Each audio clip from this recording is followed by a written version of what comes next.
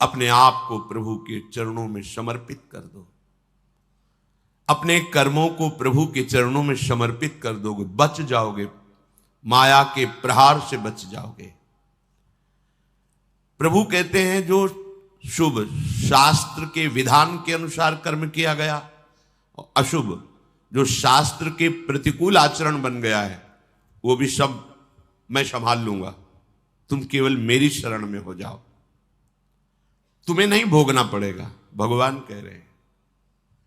अगर बुद्धि ही खराब है तो भगवान की बात समझ में कैसे आएगी। कितना बढ़िया कृपा करके भगवान हमें उपदेश कर रहे हैं। अगर शास्त्र प्रतिकूल भी आचरण हो गए तो तू चिंता मत कर, मेरी शरण में आ जा। अनंत माताओं जैसा दुलार लेकर प्रभु, पर अपने लोग ऐसे मूढ़ हैं, ऐसी मलिन बुद्धि है कि इस बात को हम समझते ही नहीं। मैं कर लूंगा, मैं सुखी हो जाऊंगा, मैं अभी तक ये किया है आगे भी ऐसा करूंगा। व्यर्थ का अभिमान पतन का मार्ग पुष्ट करता है। श्री भगवान कह रहे हैं जो मुझे भाव से बसते हैं मैं पक्षपात ले लेता हूं उनका, ये खास बात है। बस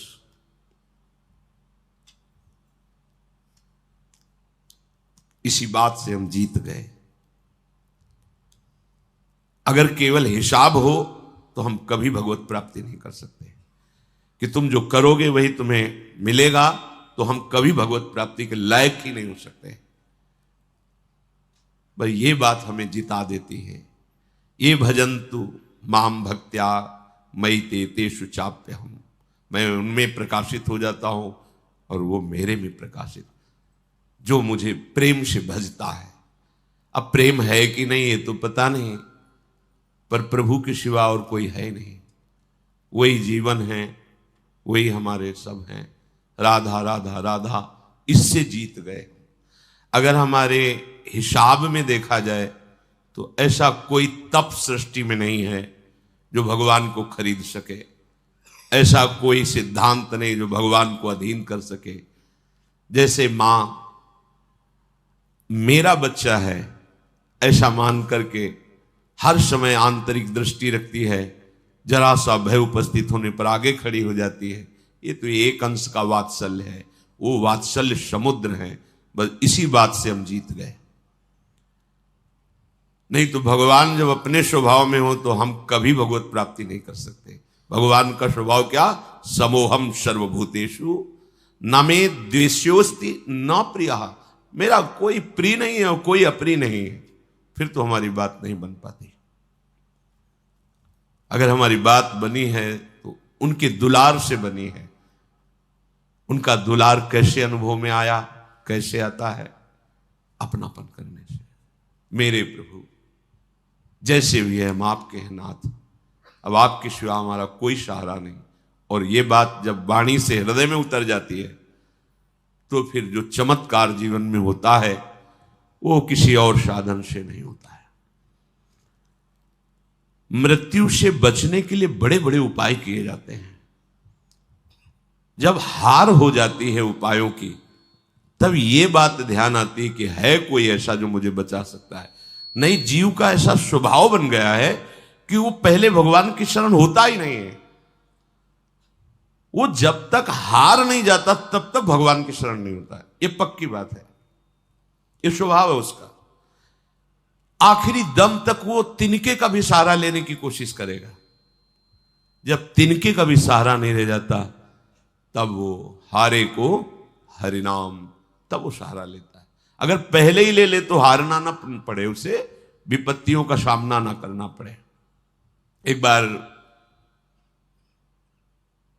देवताओं ने देखा कि युद्ध में जितने असुर मारे जाते हैं, दैत्य, उन सबको भगवान शुक्राचार्य जी के पास संजीवनी विद्या है।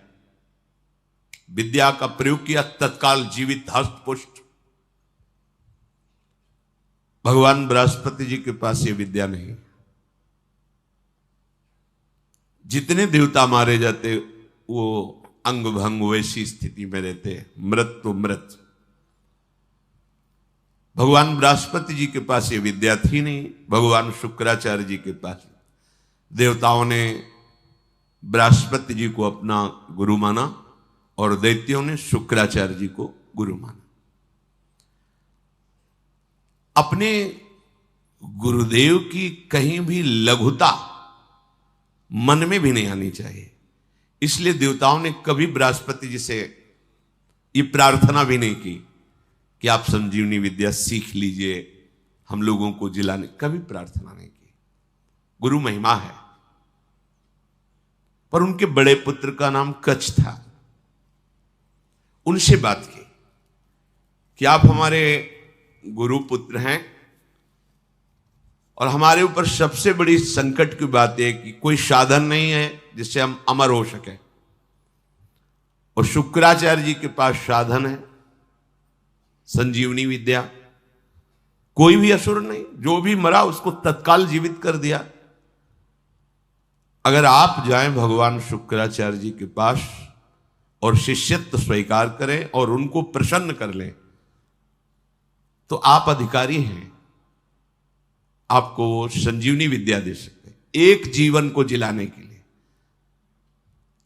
अपनी जो परा विद्या है, ये जन्म मरण का चक्र ही रोक करके श्री जी के पास प्राप्ति कराने वाली ये परा विद्या है। जिनसे संजीवनी विद्या प्रकट हुई है, उनकी भी संजीवनी है।